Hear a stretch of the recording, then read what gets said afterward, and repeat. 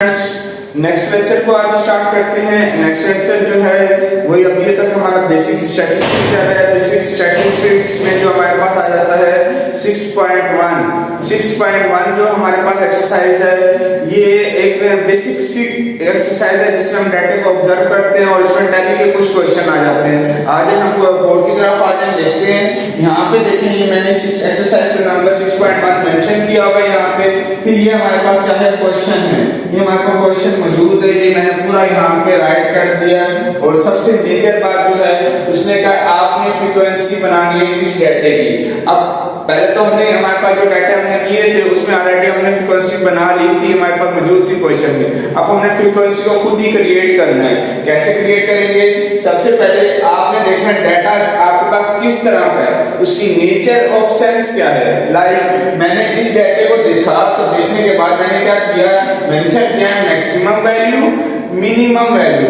तो और मजीद ऑब्जर्वेशन ली तो मुझे पता चला कि इस डाटे के अंदर जो 5 है वो सबसे लार्जेस्ट वैल्यू है।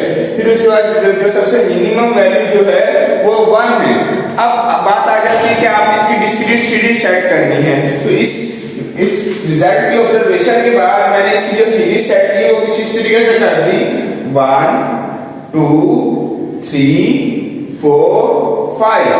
अब क्वेश्चन मार्क ये आता है कि कैसे आपने इसको सेट कर दिया। वो मैंने डाटा को एनालाइज किया, मैक्सिमम वैल्यू कौन सी है और मिनिमम वैल्यू कौन सी है, उसको एनालाइज किया। उसको एनालाइज करने के बाद मैंने ये सारा काम कर दिया। अब इसके साथ मैंने कुछ प्रेजेंटेशन कंप्लीट करने के लिए यहाँ पे फ्रीक्वेंसी मेंशन कर दी है, लेकिन फ्रीक्वेंसी हमने मालूम करनी है। कैसे मालूम करेंगे वो तरीका देखेंगे। पहले डाटे की तरफ आते हैं, यहाँ पे देखेंगे पूरे डाटे के अंदर जैसे पहला हमारे पास क्या है 1 है। हम देखेंगे कि हमारे पास 1 कहाँ मौजूद है। ये मौजूद है, मैंने इधर क्रॉस फेर दिया, यहाँ पे मौजूद है, यहाँ पे मौजूद है, यानी 3 टाइम 1 मौजूद है। तो यहाँ आपने बिल्कुल वर्टिकल लाइंस ड्रा करनी है, 1 2 3, ये 3 हो गया। ठीक है, यानी कि 3 जो है ये मैंने यहाँ पे वर्टिकल लाइन ड्रा की। फिर फ्रीक्वेंसी जाके मेंशन करके कि फ्रीक्वेंसी मेरे पास क्या है, इसकी 3 है। तो इस तरह से हमारे पास फ्रीक्वेंसी बनती है। नेक्स्ट नंबर की तरफ आते हैं। नेक्स्ट नंबर हमारे पास क्या है 2 को हम देखेंगे कि नंबर ऑफ 2 जो है हमारे पास मौजूद कितने हैं यहाँ पे आएंगे 1 2 3 4 5 6 7 8। ये हमारे पास क्या है 8 मौजूद है यहाँ पे। यहाँ से लेकिन आप प्रेजेंटेशन टैली को इसको इधर कैसे प्रेजेंट करना है, 1 2 3 4 लाइंस लगाने के बाद आपने क्या करनी है, यहाँ पर एक इस तरीके से डायगोनल लाइन आपने ड्रा कर देनी है। ये आपके पास एक डायगोनल लाइन आ जाएगी, यानी कि 4 लाइन के बाद जो आपके पास 5th लाइन जो होगी वो आपका डायगोनल होगा। डायगोनल का डायरेक्शन भी इस तरफ से आपने लेकर आनी है। ठीक है, कुछ ये लोग इस तरीके से करते हैं कि डायगोनल इस तरह करते और इस तरीके से कर देते हैं, ये रॉन्ग वे है। इसी तरीके से अगर आप इस तरह करके इसको इस तरीके से कर देंगे तो मैं ये इसको कहूंगा ये भी रॉन्ग वे है। तो राइट वे क्या है कि आपने इसको इस डायगोनल की शेप में करने के बाद करना है। तो इसका मतलब है 4 लाइन के बाद जो 5th लाइन जो होगी वो डायगोनल होगी। अब वो डायगोनल जो है वो 5 को रिप्रेजेंट कर दिया है। तो यहाँ पे आ गया 6, यहाँ पे आ गया 7, यहाँ पे आ गया 8। तो ये 8 लाइंस हो गई। सो ऑन इसी डाटा से हमने ढूंढते हुए 3 को देखा कि 3 हमारे पास नंबर ऑफ टाइम कितना है, 1 2 3 4, ठीक है, एंड 5 टाइम है, यानी कि 1 2 3 4।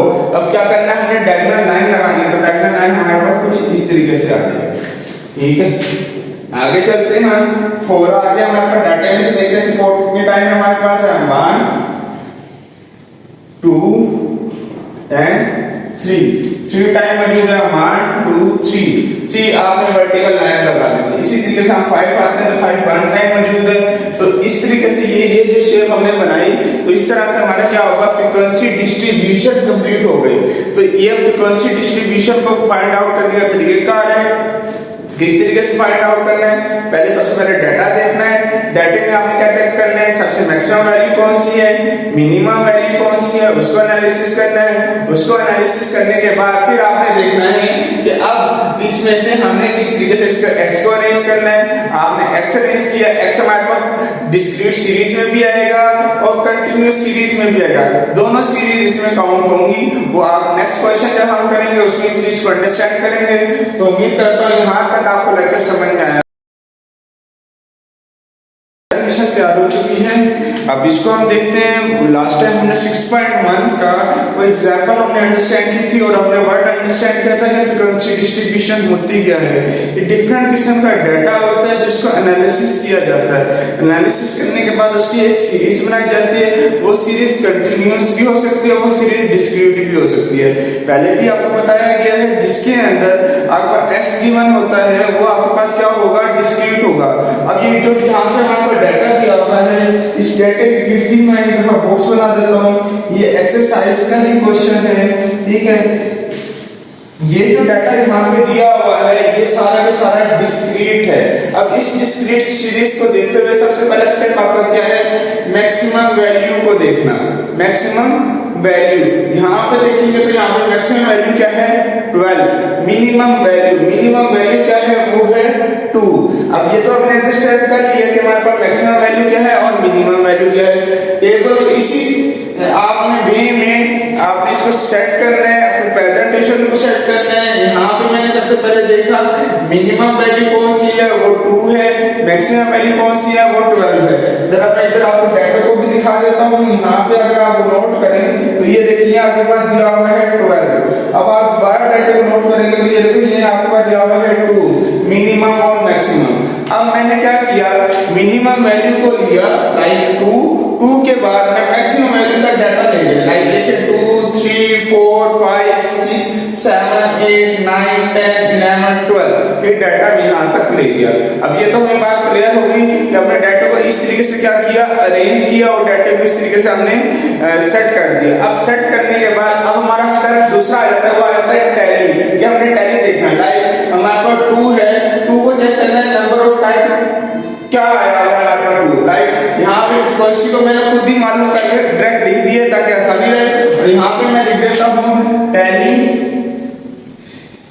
मार्क्स, ठीक है। अब जैसे पहले भी मैंने बताया था आपको, मैंने देखा कि 2 को 2 यहाँ पे 1 टाइम है, मैंने क्रॉस का साइन लगा दिया। क्रॉस का साइन लगाने के बाद यहाँ पे मैंने मान लिख दिया। इसी तरीके से मैं यहाँ पे जब आऊंगा मैंने देखा 3 को चेक किया, पहले सीरीज में चेक किया 1 2, ठीक है। फिर उसके बाद मैंने यहाँ पे देखा तो ये देखिए कि 3 टाइम जो है वो 3 आया हुआ है। तो यहाँ पे मैंने क्या करना है, स्ट्रेट लाइन लगाना है। यहाँ पे स्ट्रेट लाइन लगाए 1 2 3, ठीक है। ये हमारे पास 3 लाइन्स यहाँ पे आगे कौन सी लाइन है, वर्टिकल लाइन्स कहलाती हैं। इसी तरीके से आप 4 को काउंट करेंगे तो यहाँ डायरेक्ट मैंने लिखा हुआ है। अब डायरेक्ट डायरेक्शन में मैं आपको बताता हूँ, जैसे यहाँ पे मैंने लिखा हुआ है 6, यहाँ पे मैं क्या करूँगा 1 2 3 4 के बाद ये वर्टिकल लाइन 5 हो गया और ये क्या हो गया 6।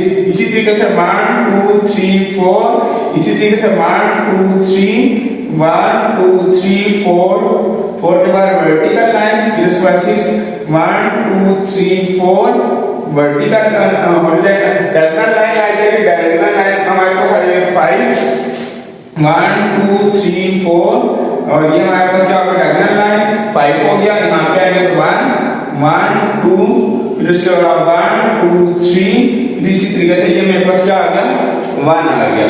यहाँ तक तो हमें समझ में आ गया कि जैसे लास्ट हमने क्वेश्चन किया था वैसी सारी हमारे पास डायरेक्शन थी। हमने x को किया है, x को करने के बाद टैली मार्क्स किया, टैली मार्क्स के बाद f फ्रीक्वेंसी का, फ्रीक्वेंसी के बाद हमारे पास क्या आ जाता है cf आ जाता है। cf हमारे पास क्या है, अकोमोडेटिव फ्रीक्वेंसी है। cf अकोमोडेटिव फ्रीक्वेंसी, ये हमने प्रीवियस क्वेश्चंस के अंदर भी पढ़ा था कि अकोमोडेटिव फ्रीक्वेंसी किस तरीके से फाइंड आउट की जाती है। जो हमारे पास f होता है, f को हम लेंगे, f को हम ऐड कर देंगे, यानी कि नेक्स्ट वैल्यू को हमारे पास हो गई 4 में 6 को ऐड किया कितना हो गया 10 में हम 4 को ऐड किया कितना हो गया 14 में 3 को ऐड किया तो हमारे पास कितना हो गया 17 को 6 को ऐड किया तो कितना हो गया 23 को हमने ऐड किया तो ये हमारे पास कितना हो गया 28 में इसको ऐड किया तो 34 में 2 को ऐड किया तो 36 में 3 को ऐड किया तो हमारे पास कितना हो गया 39 और लास्ट 1 को ऐड करेंगे तो हमारे पास क्या हो जाएगा 4। यानी ये जो हमारे पास डाटा होता है इसको हमने सम करते जाना होता है। ठीक है, तो तो हमारे पास क्या आ जाता है, CF आ जाता है। तो इस तरीके से हमारे पास ये क्वेश्चन भी हमारे पास कंप्लीट हो गया, जो हमने इसको अंडरस्टैंड कर लिया।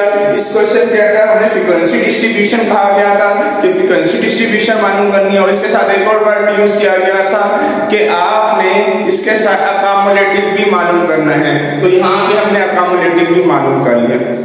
उम्मीद करता हूँ ये क्वेश्चन भी आप लोगों को बहुत अच्छे तरीके से अंडरस्टैंड हो चुका होगा। तो नेक्स्ट क्वेश्चन की तरफ हम मूव करेंगे।